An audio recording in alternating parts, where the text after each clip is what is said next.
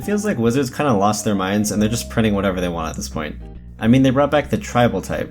Not only that, but the tribe they chose was Lurgoyf. I didn't think they would ever bring back tribal, mostly because they said they would never bring back tribal, and Wizards has a really good track record of keeping their word. You said we weren't supposed to use our powers! I know what I said! Listen to what I'm saying now! So anyways, Altar of the Goyf is kind of a meme card, but there's plenty of busted stuff in this set, so let's get to it. Here are 3 more Modern Horizons 2 commander combos. First up, we have Green Urborg. It's pretty obvious why we'd run this card. It's obviously so that our Kozilek decks can get around Void Mirror. I'm just kidding, nobody cares about Kozilek. They ask you how you are, you just have to say that you're fine when you're not really fine, but you just can't get into it because they would— Yavimaya Cradle of Growth makes all lands into forests, including itself.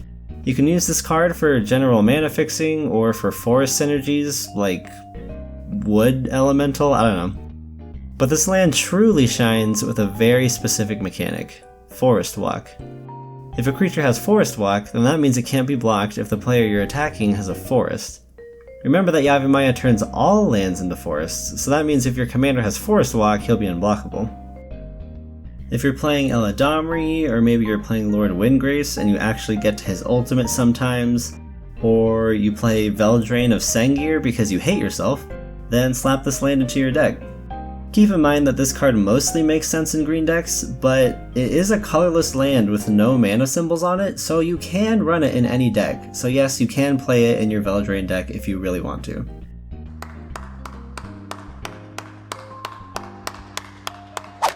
Next up, we got Liquidmetal Torque.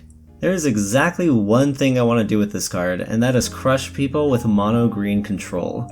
Green is very good at killing artifacts, so mono green control is this janky archetype where you play cards like Liquidmetal Coating, Mycosynth Lattice, and Myr Landshaper. Then you just start turning your opponent's stuff into artifacts so that you can blow them up. This deck comes with a perfect commander, Glissa Sunseeker. Her ability is worded kinda weirdly, but basically you can just tap her to destroy an artifact. I mean, just think about it. With Liquidmetal Torque and Glissa, we can tap them both to destroy a Soul Ring every turn.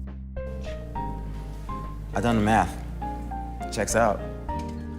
I don't know how many people noticed this last combo, but it turns out that WotC might have accidentally printed a card that can permanently get rid of your opponent's commanders. It just takes a little bit of extra setup. The card we need to use is Out of Time. This card phases out all creatures until it leaves the battlefield, and vanishing just means that it will leave the battlefield eventually. Phasing a commander out is really powerful because your opponents can't just put their commanders back into the command zone because their commander technically didn't change zones. If a card's phased out, it's still on the battlefield, we just pretend like it doesn't exist. Now in order to pull this off, we are going to need to use another card, and that card is one of the most infamously rules nightmarish cards that's ever been printed. The card I'm talking about is none other than Opalescence. Opalescence is an enchantment that makes all other enchantments into creatures. I know that doesn't sound super complicated, but it can lead to some really complicated scenarios. So let's play this out. If we have Opalescence on the board and then we play Out of Time, then Out of Time will phase out all of the creatures and all of the enchantments, including itself. The thing is, the cards only phase back in when Out of Time leaves the battlefield, and Out of Time will never leave the battlefield because it's phased out.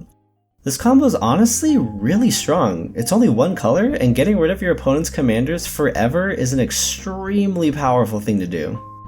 I would recommend running this in any Estrid deck because Estrid is an Enchantress commander, and since she's not a creature, you don't have to worry about accidentally phasing out your own commander. There is a similar but much less powerful combo we can do with a different card from the set, Dress Down. Dress Down makes creatures lose all abilities, but we have to sacrifice at end of turn. If we have Opalescence, then Dress Down will make all creatures lose their abilities, so it will also make itself lose its own abilities, so we won't have to sacrifice it, I think.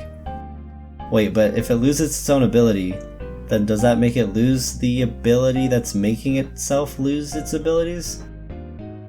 I'm not 100% sure how this works, but it probably does something cool, I guess. I don't know.